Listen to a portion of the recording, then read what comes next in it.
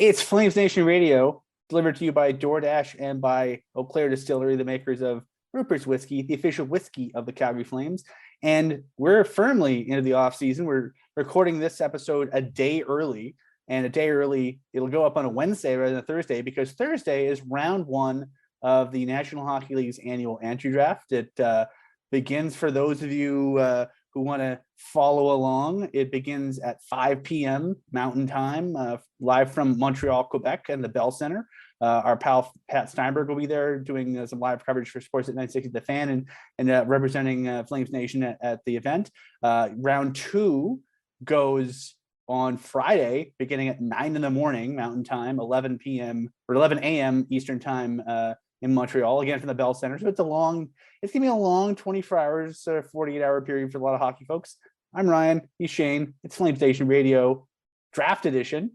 And there's a lot of stuff going on. We figured before we get into the guts of a lot of stuff going on, we sort of walk you guys through sort of the calm before the storm, such as it is, because there's gonna be a lot of stuff happening. So just this is stuff that I liberally stole from the NHL's media guide, because, why not? So the first buyout period began on July 1st, as we've documented on the site and we've discussed here. Shane, I don't think the Flames are buying anybody out. The obvious candidates are Milan Lucic and Sean Monahan. Sean Monahan, he's injured and he can't be bought out. It's the Jared Cowan rule, or Jared Cowan rule. The Lucic buyout would just wouldn't save them any money. They'd end up actually costing them like $4 million next year. So it would, if they try to buy out Milan Lucic, it would cost them they gain $490,000 thereabouts, or $597,000 in cap space, just less than $600K. And to replace him, you need to pay someone at least league minimum, which is $750.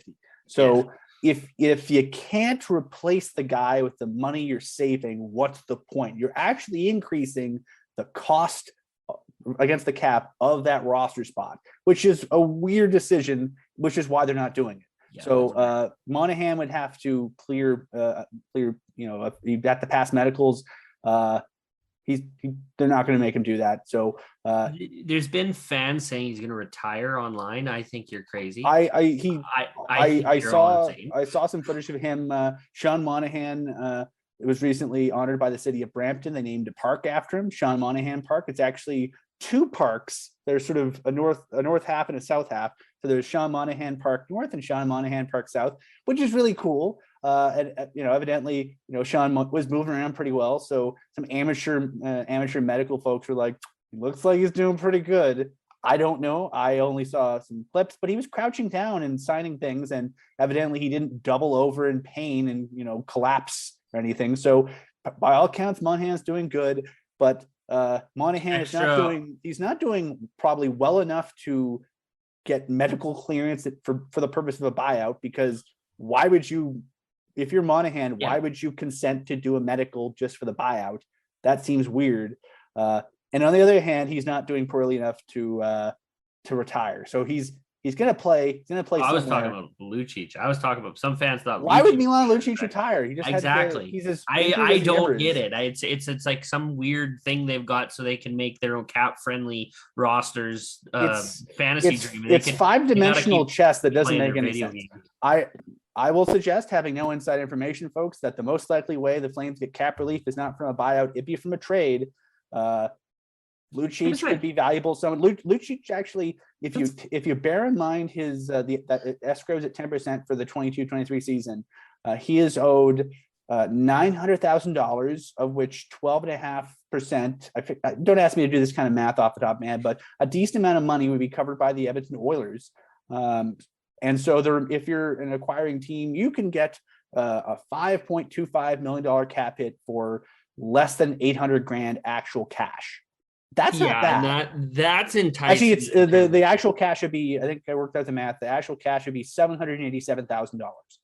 But he loves it in Calgary. He's got a full no move. So like, to me, I'm just like, I'd just stay. And it's a year, in a year, like the end of next year, it's $5 million off the books. Like just It's fine. He plays a prominent role. He's good in the room, and he just I make it don't work. I don't think there's any things the Flames have ruled out, but I would like they can't be, these two guys can't and won't be bought out, and B, if they trade them, they'll trade them specifically because they want to open up some cap space, and that'd be the only reason. It'd not be like you're not going to have hypothetically Brad Treliving booting guys out of the team and saying that they're terrible and he hates them. It'd be a case where the Flames value what both guys bring. It'd just be a case of what both guys bring is a little bit pricey relative to their role in the team. That would be it. It'd be recent production. I would say this. We saw earlier this week the Tampa Bay Lightning divesting themselves of Ryan McDonough's contract in a very tidy bit of business. The Flames moving out Lucic and Monahan this summer with the idea of opening up some cap space and being a bit more competitive in the free agent market. That would be a very Tampa Bay trade. It'd be them trying to be aggressive in ways that Tampa Bay is always aggressive. Yeah, we've seen 2 trades this offseason already. Cap dumps. Both the team. I don't even think Kevin Fiala is a cap dump. Well, no, Guerin said so. Guerin said he couldn't pay him. Yeah, Guerin said in his press conference, he's like, I can't pay him. Like, it's that's because they're Parisi and Suter buyouts. It's flat out having Kevin Fiala at the money that Kevin Fiala would want and ended up getting from LA would have made it difficult for the King or for the Wild to do other things. And specifically, I think they're probably looking at Marc-Andre Fleury, because who wouldn't? Because he's awesome. I think if you're the Wild, you have a lot more flexibility without Kevin Fiala. The Kings seem to really like Kevin Fiala, so it worked out for them. And Brock Faber gets to go play in his home state. So it seems like it's always kind of nice when trades work for everybody. And so I think that if the Flames needed to go down that road, I think that'd be the kind of thing they'd explore. I bring that up more or less because the guys the Flames have they need to move don't have the pedigree that those two guys did. McDonough, 2-time Stanley Cup champion, 3 straight finals. Fiala, point per game player. Like, they just don't have that. Monahan's been hurt for 2 years. Lucic is not the power forward he was when he won the cup with Boston. Like you would have to pay to get rid of those assets. And that's other aspects. You're not going to get full value for those assets because of the contracts. No, exactly. They're still useful NHL players, especially if Monahan, like I did a radio hit on 960 on Tuesday morning. If Monahan's anywhere close to what he used to be after getting his other hip fixed, like getting his labrums all figured out, if he's anywhere close to what he used to be, that's a value there. But is it 6.375 against the cap worth of value? I don't know. We'll have to see. They know though. Like the Flames know. Like Brad Treliving and his staff, they would have of all of the entire world. Those guys would know more better than any of the rest of us. So I would disagree. I would argue that a guy coming off of 2 major labrum surgeries, one on each side, it's almost unprecedented. It's, you don't really know. Like, I think the Flames could tell you why he struggled. I don't think they could tell you specifically how they think he's going to recover right away. And I think that'd be the gamble. Like, let's say if you're Ottawa, for example, I'm using Ottawa as an example because he's from the Ottawa area. Yeah. Or the Leafs or whoever, if you're a team close to where he's from and you're like, oh, we'll send Sean Monahan home, even if you're interested, what are you getting? And I think what are you getting of it is the big question mark. So, well, and he's only got a year left till his UFA as well. So there's a lot. It's a calculated risk on either side. So looking back at the dates, so July 1st, the buyout period is begun. It lasts until July 12th. As of July 2nd was the club elected salary arbitration deadline. None of the clubs elected for salary arbitration. It's very rare that it does because teams are limited on per contract and how many times they can do that, or per player, how many times they can do that. As we mentioned, Thursday, round 1 of the draft starts at 5. July 8th, Friday, rounds 2 through 7 of the draft starts at 9 a.m. Make sure you get some coffee in you. So the Monday the 11th, coming up, that's the 5 p.m. Eastern time, 3 p.m. Calgary time, is the qualifying offer deadline. So qualifying offers, they're set based on your current contract and your experience level. Basically, that determines what your qualifying offer is. The first guys come to mind.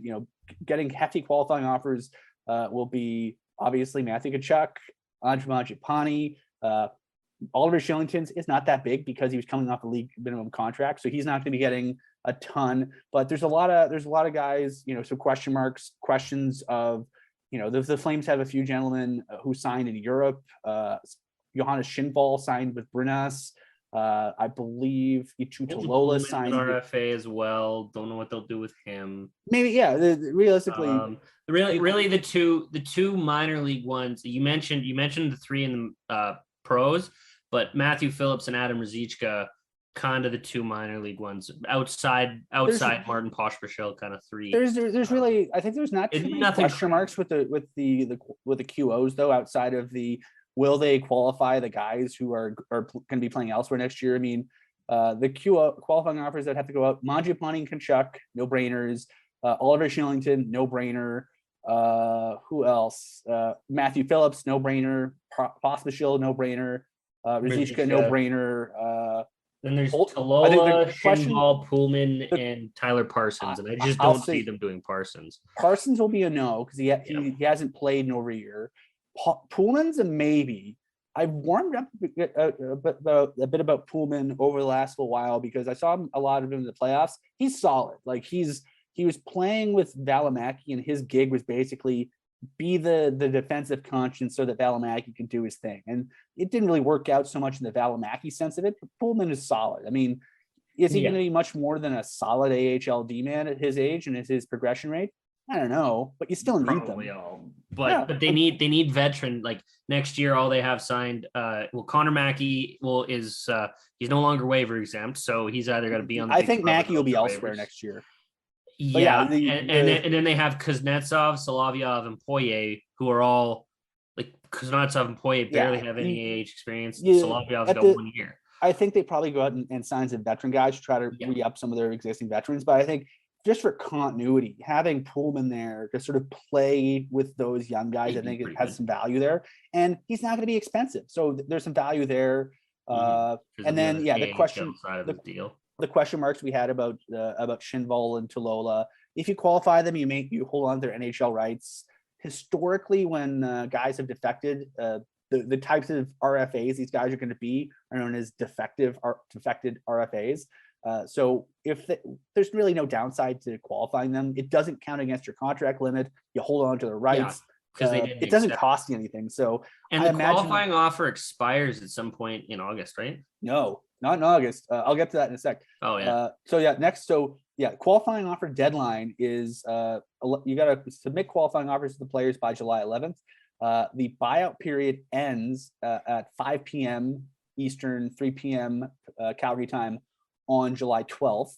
July 13th, starting at 10 a.m. Mountain, is when the free agency period begins. Noon Eastern, 10 a.m. Mountain.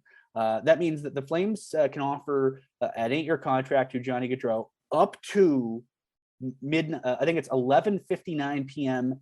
Eastern time on the 12th. So that would be 9:59. So basically, as soon as it's 10 p.m. Mountain time on the 12th, the Flames can offer him an 8-year deal. They can offer him a 7-year deal as soon as the clock strikes 10, but eight years will be off the table at that point. And he doesn't officially become a free agent until 10 a.m. So they'd have, in theory, like 12 hours of saying, how about 7 years? Which I don't know if that really be the thing. If you make it all the way to that point, you're going to go see what other teams are going to say. If you haven't, it doesn't hurt you. Like, okay, cool, I understand that. But now, if you haven't been saying yes to 8 years, suddenly it becoming 7 years won't turn into a yes. Because you could always say 8 years just to keep the AAV down is 8 years just to keep the AAV down is kind of like, you're not thinking 8 years down the road. I whatever. That's in a whole nother. This is a draft episode. So basically, what else? July 17th is the deadline for player elected salary arbitration. So players can file, the player agents will file with the league saying so-and-so is going to arbitration. The Flames have a few guys who are ARB eligible. So here's the deal with ARB. And I know for those of you going, oh my God, I'm worried that someone might offer sheet Tkachuk, Mangiapane, Shillington. Here's the deal with ARB. If any of those players file for ARB, right away, as soon as it's acknowledged they file for ARB, they can't be offer sheet. Boom. So if you're worried about you should be worried about offer sheets or ARB, but not both, because they can't both happen. And if anything, just to get some time pressure on these things, maybe you're kind of rooting for ARB. That way, it puts a little bit of time pressure on things. The arbitration hearings this year will be scheduled between July 27th and August 11th. So if you're in the back of your mind going, man, when can I just go off to a lake and stop thinking about the Flames for a couple weeks? The answer is at the very latest, August 11th. Now, when do the qualifying offers expire again? The qualifying offers actually expire on July 22nd. Okay, so in terms of if Matthew Tkachuk is going to accept his qualifying offer and lock himself to free agency, he has to do it by July 22nd. Yeah, and I believe there you go. I believe under the CBA, he can file for ARB, but the qualifying offer remains on the table. So during the negotiation process, perhaps he would go, oh, well, the negotiation's not going the way I want it to. Maybe I'll just accept my QO. And so that's an option until the 22nd. Arbitration only awards 1 or 2 year contracts as well. If you're a year away from unrestricted free agency like Mangiapane and Tkachuk, you can only do a 1 year award. Exactly. So the difference in terms of contract length for Mangiapane and for Tkachuk, 1 year would be all they get from their QO, and 1 year would be all they get from ARB. And we'll see. Depending on what happens with them and Johnny, it could go either full rebuild mode or full. Like those are 3 top 6 wingers, or 3 of their 4 top 6 wingers from this last season. So you got if one leaves though, they shouldn't ever be outbid on the other ones. In theory, like we said at the outset, that's a lot. Like, so basically between the 21st, that is like 19 days from now. Mm-hmm. So basically less than 3 weeks. Within less than 3 weeks, we'll have a good idea of what everything's going to be happening with the Flames. Probably within 2 weeks. Finally. So if you're someone who doesn't like uncertainty, we've been, in the pandemic of it all, we've all been living with a bunch of uncertainty the last couple of years. So if you don't like that and you really don't like your hockey club having uncertainty, well, there's going to be some certainty one way or the other fairly soon for a lot of these sort of dangling threads of stories. So as we find more information on these things, we'll let you guys know. And if anything newsworthy happens, we might do an emergency pod at some point. But maybe we won't. And getting into all this, Calgary's only got 10 skaters under contract for next season that played NHL hockey. 11 if you count Ruzicka. You should count Ruzicka. He played almost 30 games. He spent half the year for the Flames. He should. He got pension money out of this. That's true.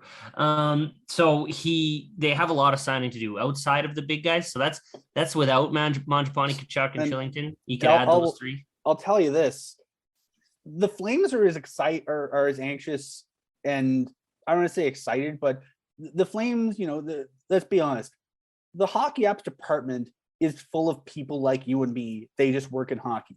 And people like you and me, Shane, we would just love to be able to go on a vacation and have all our business dealt with. The Flames can't go on vacation. They can't all just have an exodus out to Kelowna to just chill out for a week without all these things being dealt with, because they have to prep for potential salary ARB cases. They have to prep for negotiations. They have to prep for a lot of things. And the big clog in their pipes lately has been Johnny Gaudreau. Because let's just say you want to bring back Calle Jarnkrok, you want to bring back Erik Gudbranson, you want to figure out if you can afford to sign Mangiapane for 2 years or 5. What about Shillington? What about some of your minor league guys? There's a lot of things they need to figure out. We just mentioned they need to fill out a minor league team. They need to find a backup goalie for Dustin Wolf. There's going to be a lot of new faces coming into the organization. Their to-do list is like 30 deep. Yeah. And then we're still on number 1, which is actually number 13, but he's number 1 on the to-do list. And they can't do anything. Yeah. Okay. Imagine you're Gudbranson's agent. You talk to me like, hey, Erik Gudbranson has bounced around a lot. He really liked Calgary. He seemed to have a blast. He seemed, talking to folks around the team, around the league, he fit the Flames like a glove. And he would if the money is right, Erik Gudbranson here for a couple of years would be a very nice fit. The problem is you don't know if you have the money to even have a substantial conversation with him until you get Gaudreau figured out. And you can make that same discussion point with basically anybody on the team, even like, Shillington, Mangiapane, Yarn Croc, any of these other guys, even the minor league guys you want to sign. You have no idea how much money you have to spend on anything until you know how much you're giving to 13 and to 19. And so I think the Flames, there'll be a certain amount of relief at a certain point when the saga ends, either with him signing a lengthy contract with much ballyhoo, or with him ending up wearing another jersey, because the saga will finally be over and they can get on to literally everything else on their to-do list, because this has been holding everything up. So, well, yeah, and we talk about Tkachuk as well. You said 19 days. Is he going to be here? Is he going to be gone? Like, all of this stuff needs to be answered. But you'd wish the draft could be a push point.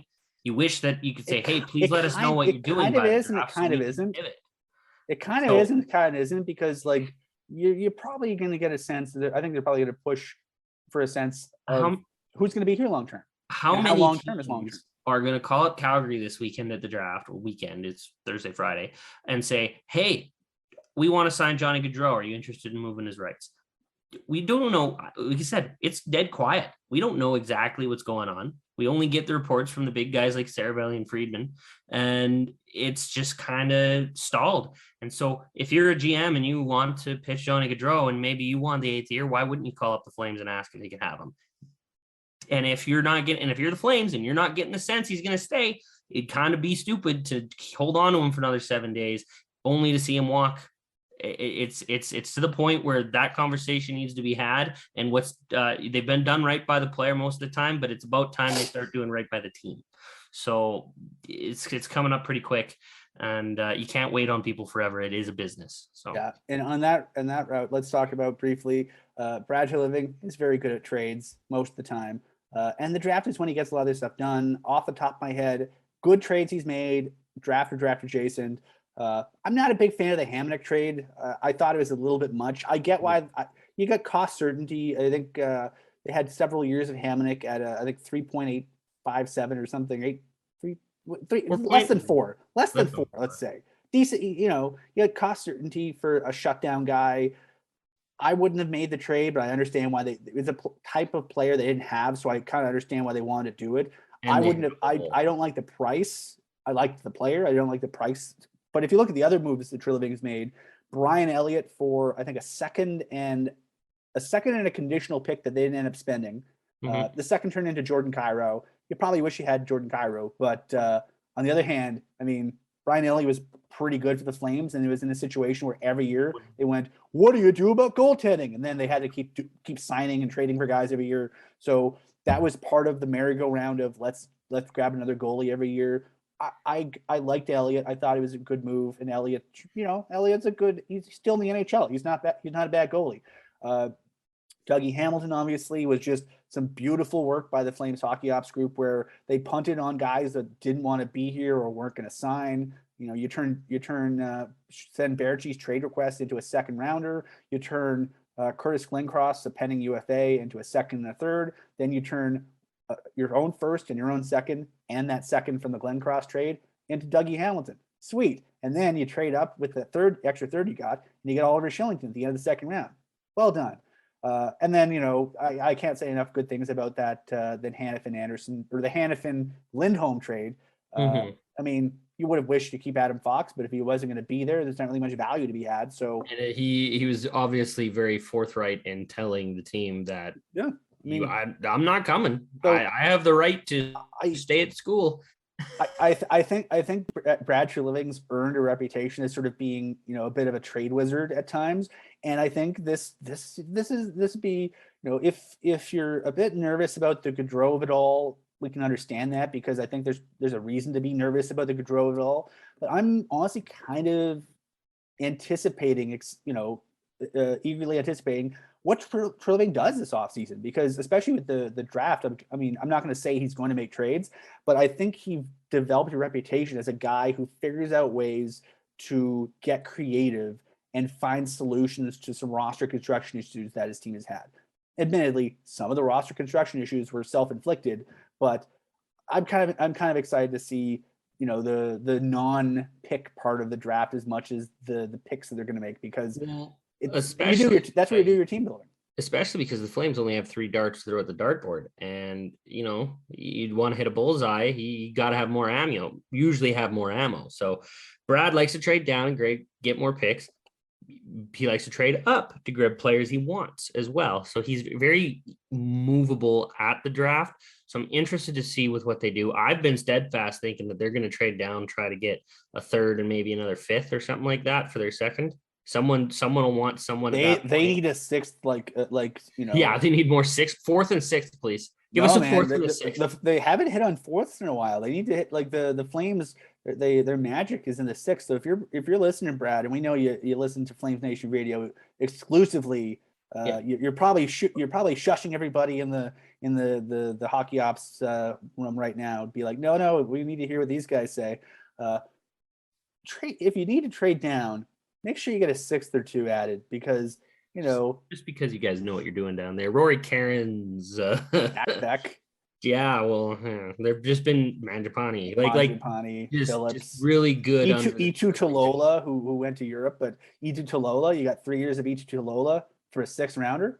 If you we talked about Colton Poolman as being, the idea of having useful American Hockey League players helps your rest of your team develop in the AHL. Much like, say, if you have it, this will be a bad comparison because Chris Tanev is excellent at hockey, but having Chris Tanev allows Chris Tanev to help the guys around Chris Tanev. And having a Tanev keeps other guys out of situations they're not well suited for. Same thing happens in the AHL. If Mitch Love, the way he used Pullman, allowed him to give different deployments to guys like Ilya Solovyov and Mackey and Andy Walensky and things like that. So it's about sort of, mixing and matching. And so if you're able to get useful American League players in the 6th and 7th rounds, which the Flames have been able to do fairly well, there's a value in that, because I remember there was a time when the Flames would draft and, there was no reason to learn any of these people's names because you'd never hear from them again. They, it's like, oh, here's a 6'2", 200-pound Coke machine. And oh wait, no, you're never going to hear his name again. What's the point of learning these people's names? I'll say the Flames at least made Harrison. Here's Ryan Culkin. Here's John Ramage, Bill Arnold, Patrick Holland. Hey, I will not abide by any John Ramage or Bill Arnold slander. Those were good college players. Yeah, they just didn't pan out. John Ramage eventually played some NHL games. But yeah, or like Hugo Carpentier. I mean, Hugo Carpentier because he just wasn't very good in the AHL. But yeah, I think they've done a really good job. Sort of, I think they look at their drafting and developing a lot more holistically now than they used to. And I think, say here with the whole here's an example. We'll pull this out. Part of the logic of not signing Ryan Francis, for example, was look at the number of smallish guys they have in their system and say, here's a question: do you think you have the ice time in Stockton to develop Rory Cairns and Ryan Francis well at the same time? Probably not. No, well, with Zari as well, and another year, all the other guys. In another year, you're going to have the same question about Jack Beck, because it's a question of whose ice time is Jack Beck? I think they've done a great job with Matthew Phillips, because Matthew Phillips for the first couple of years Matthew Phillips was in the American League, Matthew Phillips was the only smallish guy they had. They had a bunch of bigger veteran dudes and then 1 or 2 small guys. Like they had Phillips, and then Phillips was 2 years into his entry-level deal, 3 years into his entry-level deal by the time Pelche came in. So you don't need to protect Phillips as much because Phillips has already figured it out. And because you have a Phillips who's figured it out, you could use him to help Pelche figure it out. And then next year, they'll use Pelche to help Cairns figure it out. And then after Pelche goes up, they'll use Cairns to help Beck figure it out. But the problem is you don't have enough. It's like the idea of, you look at the NHL roster, how many Gaudreaus and Mangiapanes can you have on the team? Because you don't want to have a team that's 25-10 guys who are fast, because they're going to get squished at some point. But you also don't want to have 26-5 guys that can't move. So you have to have some balance. And I think that's why when I say they're looking at development holistically, that's sort of what I mean, where they look at what types of players you have, what situations you can use them in, how do they learn new situations, and when somebody leaves, do they have a spot for someone else to come in? I mean, look at the blue line. Like they're getting a ready-made pairing with Kuznetsov and Poirier if they want to do it that way. But if you want to split them up, you need someone to play with Kuznetsov to teach him pro. You need someone to play with Poirier to teach him pro. And then you're going to have Solovyov in his second, third year pro. He played a year in the KHL when he was 20, which is, I don't think we're talking enough about how impressive that is. That a 20-year-old kid that got in the 7th round played a regular. Players when they're young get like let next to no ice time. Yeah, he was playing like 6 minutes a game. He was playing like 12 minutes a night on the third pairing of a good KHL, well, an okay KHL team. They weren't great, but then he comes over here and he's playing 6-7. You know, he's the 6-7 guy on a good AHL team. So yeah, so I think they've been doing a good job with that. I think so. What Shane and I wanted to do, so last week it was a marathon episode where we threw a bunch of names at you.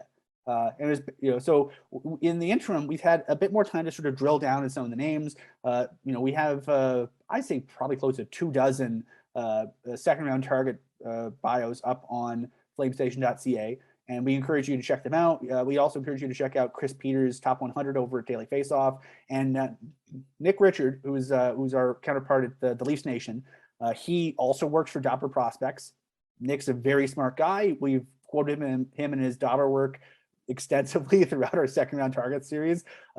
Nick did over at Leafs Nation. He did a draft ranking of his own with some bios and such.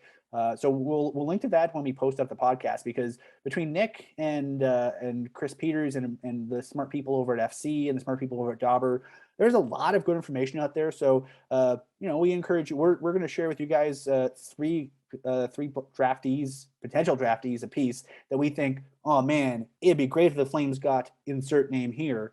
But in the comments on Twitter, feel free to jump in with the players you're excited about, because you know we're all reasonable people. We love to hear them, and honestly, this is the fun part. There's nothing, you know, that we're selling hope at this point. Everybody's tied for first place right now, and everybody's first overall until Shane Wright becomes first overall. Or Slavovsky, or Logan Cooley, Again, this is the fun part about the debates. This is gonna be a fun draft. So I'll go first because I want to. So my first, I hope they get this guy, is Elias Salomonsson. He's a right shot D, plays in the SHL, super young. You know, he's played a lot of high-end hockey for a guy his age. I believe, Shane, correct me if I'm wrong, he's the August 31st birthday. So he's 2 weeks away from being too young for this draft class. Yeah, he's super young. He's like he should be. If he were like 2 weeks later, we would be talking about him in the 2023 class, and he probably, with another year of development under his belt, probably would end up being the first round talent. Yeah, so and usually the July and August birthdays, they're raw, they're kind of clunky, they're sort of like, you know, Bambi at the first part of Bambi rather than Bambi at the last part of Bambi, you know, when Bambi's had a chance to fill out a bit. Salomonsson played in a very good league a decent amount, played in a very good junior league, was all over international hockey. And so if you're the Flames tend to draft, they tend to prioritize D and centers as much as they can. And they've done a decent job of that. And he seems, Salomonsson, Swedish, right shot, defenseman, played a lot of international hockey. So, you know, if you're trying to build a book on him as a scout, if you're trying to go to Treliving or Todd Button and be, this is why this is the guy, there's a lot of ammo, a lot of tape, a lot of year-to-year progression you can use. And I think he'd be a decent fit. So that's my first of my three. Shane, how about who's your first? I'll counter with a defenseman as well. You could call him Swedish, you could call him Canadian, you can pick. I really don't care. It's Mats Lindgren from the Kamloops Blazers. Kamloops has been a factory for producing NHL talent. They're fantastic. Chris Peters had him 60th, so right in the Flames range where they're picking. Really just strongly like the player, like the way he moves the puck, progression wise, numbers, everything in terms of eye test and analytics line up to be okay. Well, this is a very solid pick. They could make it 59. You're not getting Shane Wright. You're not getting Logan Cooley. You've got to take your bets, and he's a solid bet. He'd be what in poker terms, he's worth seeing the flop. You know, he's an ace king. It's not ace king off suited, sure, whatever, but he's worth seeing the flop, see if you got anything to work with. And Mats Lindgren's that type of player. He's not a kind of guy. You're not going in with a 3 king offsuit, hoping to hit something. You've got the tools are there. You can see it. You could take him and work on developing him yourself. So that's my guy. If you want to make some intangibles arguments, his dad was a former NHLer. Mats Lindgren is the son of Mats Lindgren. Yeah, Mats so Lindgren. there's some intangibles there because he'll kind of know what you need to do to make it and what's that. I think you're not going to have to teach him how to be a pro because he'll sort of know it. And the fact that Kelowna is hosting, or Kamloops is hosting the Royal Cup next year, so Mats Lindgren's be playing hockey till like late May, and so I think if you're thinking you want him to get a bunch of reps, he's gonna be playing deep waters hockey next year. He's guaranteed. If Kamloops doesn't win the WHL championship, and it's very rare that the host does, they're loading up. They're gonna be a contender, but at the very least, he's going to be playing for 2 weeks against the 3 best teams in hockey. And I don't think, we just saw, Jeremy Poirier and Yan Kuznetsov do that. I don't think you can underscore how important it is for their development because, you're looking at guys who, you're like, oh, what do they do when the lights are on bright? A lot of these guys, the answer is, I don't know, because it's hard for them to be in those situations. And, Lindgren's going to be in that situation in May. And I think there's a big amount of value there. Yeah, okay. Your next guy, Pike. My second guy is not quite the pride of Kladno, Czechia yet, but he hopes to be. Matthias Sapovaliv. He is originally from Kladno, Czechia. He came over this year as an import for the Saginaw Spirit. He played on and actually played with briefly Jaromir Jagr's team. Kladno is Jaromir Jagr's hometown. Rotary Kladno is the team that Jaromir Jagr owns. And last season, as a 16-year-old, Sapovaliv made his pro debut playing on Jagr's team for Jagr. And that's kind of cool. And he got to the point where he was, he wanted to try out some new things, and he came to Saginaw, and he had a pretty good rookie season. And he's one of those guys where he's scrappy. He's got some good intangibles. He's not really bad at anything. And the fact is he's played pro hockey against grown-ass men as a 16 and 17-year-old in a pretty good league and didn't get his head kicked in. And then he came to the OHL. He's probably a guy that has a ton of upside. And as basically a deeply sentimental person, I think it'd be kind of fun if Jaromir Jagr gave the Flames a nice parting gift to commemorate his time. The most recent NHL team he was with was the Flames, and so put a bow on him. Jagr can send a card when they draft him. I think that'd be fun, and I also think left shot center. I think it'd be useful. He could wear a Flames Jagr jersey after in Flames bed sheets after he gets drafted, and say he's been winning his whole life. Center for a center, I'm going back to the Kamloops Blazers pool. I think both of these players are very strong, and I really like the Kamloops Blazers development staff at the junior level. Fraser Minton. He had a bit of a breakout in the playoffs, playing a huge role for Kamloops as they march through their postseason. He's projected to get more ice time next year and overall be put in a role in a good developmental league that's not going to be over his head or anything. He's going to play where he needs to play, slot in properly, and get the time to develop. He can play center. I like taking centers because even if they don't pan out as a center, you can convert most of them to effective wingers.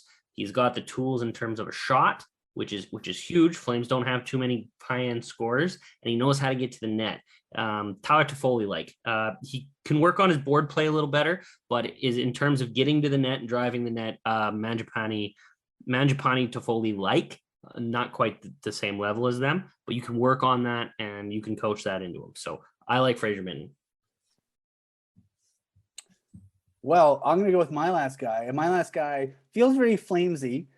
From the Kingston Frontenacs of the OHL, Paul Ludwinski, left shot center, great motor. The big knock on Ludwinski is he might not have high end offense, but he's good two-way player, good skater, good motor, battles hard, and I think the idea is if you he had a great second half of the year, and his playoffs are great. Over a point per game in the playoffs. So if you're thinking, okay, The second half of the year is like first half of the year is him figuring out the OHL because he was a rookie. Second half of the year, if you think the second half of the year in the playoffs were the real Lewinsky, he's a steal in the second round. If you think that you split the difference, then maybe he might not be quite as good offensively, but he's consistently throughout the year. He had good skating, good awareness, good everything. Just didn't score as much. If you split the difference, he's still going to be a decent enough player with some upside. So I think Lewinsky, OHL guy, decent size, good skater, good competitiveness. The things you can't teach, he has, and I think he feels like a Calgary Flames draft pick. If Flames use the word a lot of you guys use. I was gonna pick another player, but I changed my mind. I told Pike my guys beforehand, but he didn't pick my guy, so I gotta go to the Slovakian well with my last one. I have to. He's the guy I probably want more than anything. It's Adam Sikora. I love the fact that he gets to play with the top end Slavkovsky and Nemec from the same country. Just overall, he's super skilled, super speed. He's not scared to get in the corners, not scared to get beat around. He played well internationally, played well against top competition. Every scout noticed him. Every scout agrees he's a top 60 talent in this draft, which is why I don't think he'll be there at 59. But people that are undersized tend to fall sometimes. We've seen it in drafts before with Alex DeBrincat, Braden Point, Ronnie Gaudreau. It's kind of a common theme that seems to never go away. And Andrew Mangiapane. Yeah, he lasted a good 13 rounds. But these guys, these smaller guys, Flames aren't shy to take them, especially if they're higher skill. I don't doubt they're there. I don't think he's there, and I don't think they take him. I just really like the player. I really see them taking either a junior age player from Canada or a Swedish player. That's just me. It could be OQ or Dub. Doesn't matter. It just seems those are the wells they go to when they really need a good pick. Yeah, and especially this year when they have so few picks, you can sort of, if you're going to be, the term we use in a lot of sectors is risk averse. The idea is you're going with what you know and what you trust because you really don't want to botch it, which I'm sure you don't go in the draft going, I hope we don't screw this up. But this is one of the years where I think, or especially early on, you might go with familiar. And familiar for the Flames means the Dub, the O, and Swedes. Yeah. And you said it too, and I agree with you. You say this a lot is, they like to draft a bunch of different types of players, and Pelche and Sikora are quite similar in terms of size and ability. Now, I think Pelche's got a better defensive game, but it's similar. You already have someone like that. I'll play devil's advocate. Azari. I'll play devil's advocate here. I think they go D. With Sikora, okay. If you're the Flames and you every draft pick's a bit of a gamble. Like even the first rounders. If your guys gambled, they went, we really like Pelche, we're taking Pelche, and he turned out as well as he has. The first year pro, Pelche is an all rookie. Doesn't that make you more likely to pick Pelche-ish players? Because let's be honest, the Pelche, unless his development completely sidelines over the next year or two, Pelche is probably going to be pushing for NHL minutes as early as this year. He could be an NHL regular before the end of his ELC. And so he's the only winger like that they have. They took Stromgren last year. They took Siona. Who did they take the year before? Francis, who they didn't sign. Like, those are the wingers they took. And Coronado. And Coronado's a sniper. He's a goal scorer. Coronado's a beast. Yeah. Coronado. Let's while we're here, let's give a cheers to Coronado, because Matt Coronado not only was the playoff MVP in the ECAC conference, leading Harvard, the Crimson, to a conference playoff championship, he also made the all-academic team. Like, everybody on Harvard made the all-academic team. That sounds like a cool, like, they must have had a blast that year. But yeah, I agree. I completely agree with you on that notion. So look, and they've taken forwards with their last 3 first overall picks. And even in the second round, like they only went D heavy in 2020 with Kuznetsov and Poirier. And they also took Boltman, but that's not here nor there. They didn't take any in 2019. But that's after going 3 years, and in 2021, they only took Wynot and Jordan, who aren't super high-end level D prospects. So they're short on that. Short on that. And that's why I think they go to the D well at 59. Yeah, I think all things being equal, the Flames, if I were them, I would feel more confident in the depth of forwards I have than the depth of D. Because Kuznetsov and Poirier are good prospects. They're not great, but they're good, and I think they're going to play. I don't know how high a level of play at, but they'll have a chance. But I think the Flames have more forwards that have a chance than D, and so I agree with you. Other guys, we've mentioned.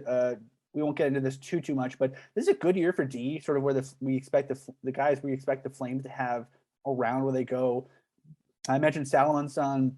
Simon Forsmark is another guy, Swedish kid playing in Sweden, good player, has a chance. Thomas Hamara is a Czech player playing in Sweden, good player, has a chance. Kasper Kulonumi, another high-end D, fairly high-end D, playing in the Swedish league, or the Finnish league rather, because he's Finnish. So I think I'd be having no inside information. I would expect the Flames to look really hard at all four of those guys, and or whichever one of those guys is still remaining at 59. And I think it'd be a question of are the centers available at that point more of an asset to them than the D available, because I think that might be the calculus they have. Yeah, well, and I've said it before. If the best player that's there at 59 is a forward, take him.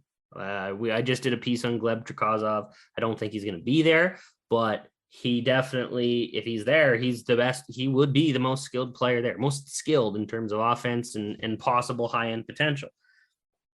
Depends what they want. I trust this iteration of the Flames draft team. They've been doing very well compared to the years of disappointment, and what they do and what they decide. I mean, I'll analyze it because it's what I do, but I trust them. I don't go into any draft anymore with skepticism. I come out going, okay, which gem do I think they're going to find? Or what can Brad do moving down last year's draft, I mean, and gaining more? Even last year, I'll say this. I think the 2021 draft, they had some good players, just had horrible luck. I mean, Cole Jordan was not healthy. Jack Beck had a friggin' kidney contusion, and he was like just in rough shape for half of the year. Like, he missed a good chunk of the season. Cole Jordan was, not in great shape. He was dealing with a lot of injuries. He wasn't really himself until like the last 25% of the year. And our friend Joel Henderson noted that, he looked real good at the end of the season, but up until then, he wasn't real good. Cameron Wynot was hurt and then sick and then hurt and then sick. Like a lot of these guys, Stromgren and Huckins as well. Everything. Stromgren just had no puck luck. He played a lot of hockey, but he had no puck luck. Huckins had his issues. We don't know exactly what happened in the Caddy Bathurst, but he's been traded to Sherbrooke, which have, again, no inside information. But when a player gets traded, as soon as a team is allowed to trade them, makes you wonder. But I mean, Sherbrooke's a good team. He's going to play. He's going to get good minutes in a good team. And, it seems like that's a situation where everybody got what they needed out of that trade. But I think next year you're going to have the entire 21 draft class is going to be going that year going, like, who had great years out of the 21 draft class? Coronado, Sergeyev, and Jack Beck. That's it. And Sergeyev. I mentioned Sergeyev. Oh, yeah, Sergeyev. Yeah. But, like, really, if you just classify them as great years, Coronado and Beck. Like, Sergeyev. Yeah, well, and Sergeyev. Yeah, those three. The goalie of the year didn't have a great year. Yeah, no, I know two things about goalies: big saves and bad goals. I learned that from Daryl. All I know is there's some wildness in Sergeyev. There's some Barry Brust in him. He got ejected from games 3 times. He got suspended twice. Like there's some wildness in him. I'm curious how he does in college. Although again, the USHL, they don't screw around. So basically, if you look cross-eyed at a referee, you get tossed. So it is what it is. But he put up numbers, and you can't argue with that. So those 3 had strong seasons out of the 20. But every draft class, you're just looking for. Well, you're hoping one of them pans out. One turns into something, because if you can get one consistent NHL player a year, you have someone coming each year to help, and you can build. If you get 3 like they did when they got Mangiapane, Anderson, and Shillington, you're just laughing. That's very rare. Two is what you hope for. 1 is what you pray for. And out of that draft, Matt Coronado still looks great, and Jack Beck looks fantastic. Out of the 2020 draft, Zari looks great still. Like, he's still progressing well. Zari, for those of you who didn't watch a lot of the Heat down the stretch, Zari really he missed all of camp. He really wasn't up and running until like Christmas.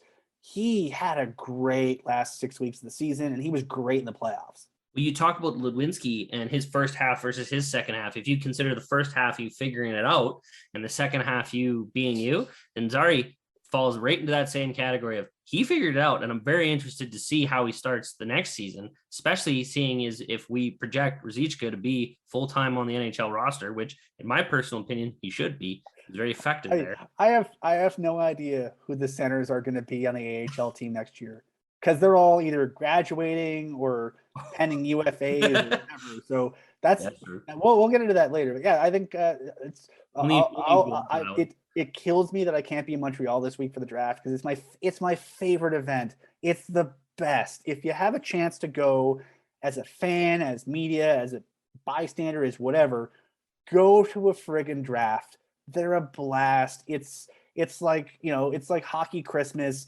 Everybody opens their presents. Everybody's, hanging out. Depending on the city it's in. Montreal is such a cool city. The last draft I went to in Vancouver, that was a blast. Chicago was a blast. I heard Dallas was really, really fun. If you have the means, the opportunity, whatever, to go to a draft, highly, highly, highly recommend going to one, because it's everybody's when they get drafted, you're seeing this year there's 225 picks being made. 225 young men will have their dreams come true. And granted, it guarantees you absolutely bubkiss, but it's a step, and it's, kids who've been, this is meant to be fun in the best of times.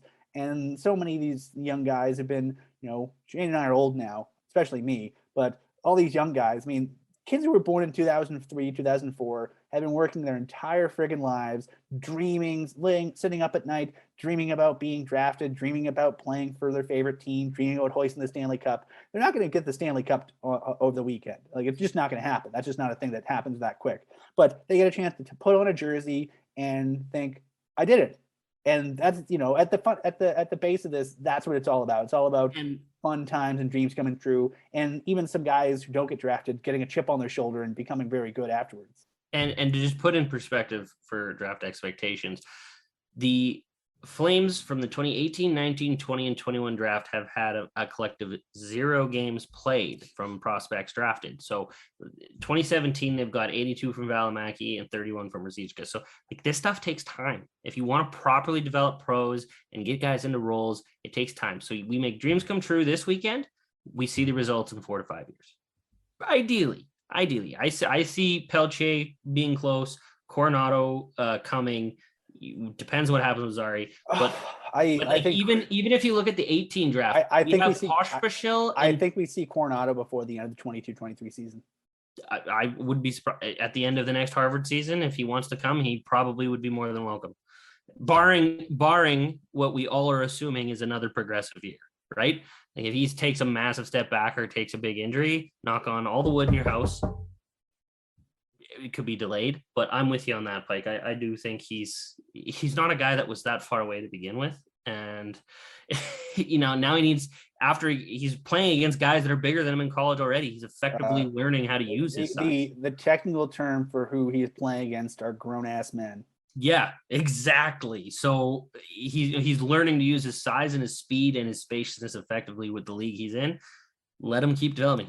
I'm going to use that Lewinsky thing on you all the time. Coronado came on slow last year. How did he finish the season? Well, he finished carrying the team into the Final Four. He was the best player in the playoffs. Yeah, he was the best player. When it came down to single elimination games, he came to play. Yep. You talked earlier.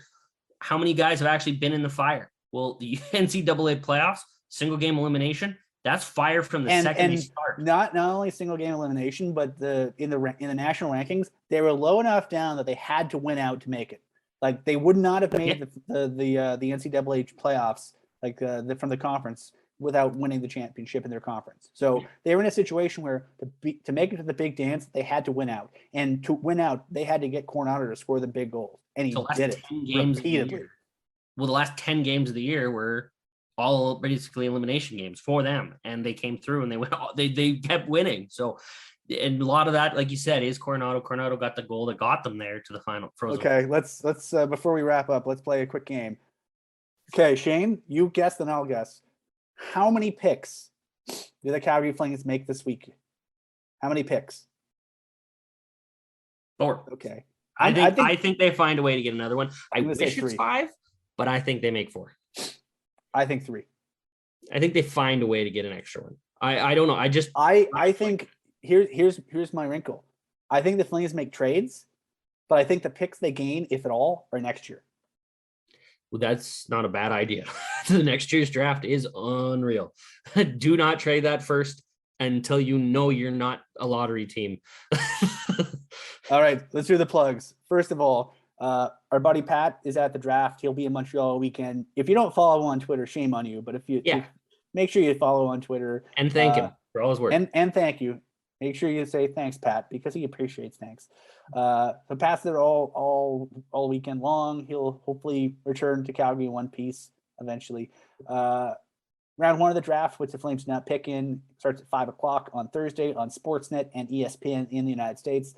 Round 2 of the NHL draft, 2 through 7, is Friday, starting at 9 a.m. Mountain Time. Also on Sportsnet. I think it's also on ESPN. Might be on ESPN 2 or 5. It's gotta be. It's on one of the. It's on one of the ESPN. It's going to be on ESPN Plus somewhere streaming. So. Yeah, it's if you're an American listening to this podcast, thank you for your support, but we don't know your channels well enough to give you any specific advice. We'll have all kinds of previewy content on FlamesNation.ca all week long. We have a whole slew of first round or second round targets from myself, Mike, Shane, Colton. Pretty much everybody who writes for us has been doing draft target pieces. We've had a historical look back at how the Flames have done in each round. Shockingly, they do well in the 6th and well in the 1st, and the rest of the draft is kind of iffy. So maybe they should either trade up or trade way down.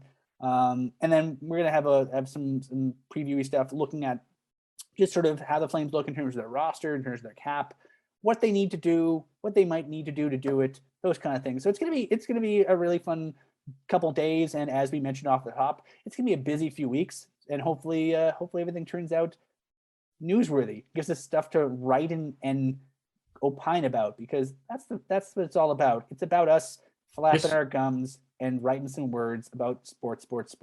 This week we can still have peace of mind. It's when next week starts that the hair starts getting pulled out. So, well, the nice thing is you got a lot of it. So I think there you go. I think Shane was preemptive. He's figuring if he's going to pull his hair out, he might as well have an excess of it. So he won't need a haircut. He'll just do it himself. Yank it out. So that'll do it for the preview edition for the NHL draft of FlamesNation Radio, brought to you by DoorDash and by Eau Claire Distillery, the makers of Rupert's Whiskey, the draft whiskey, the official whiskey of the Calgary Flames. So I'm Ryan, he's Shane. We'll see you guys in a week when hopefully we'll have some news, and we'll definitely have a few new faces and names to remember from the Calgary Flames draft class. See you in a week.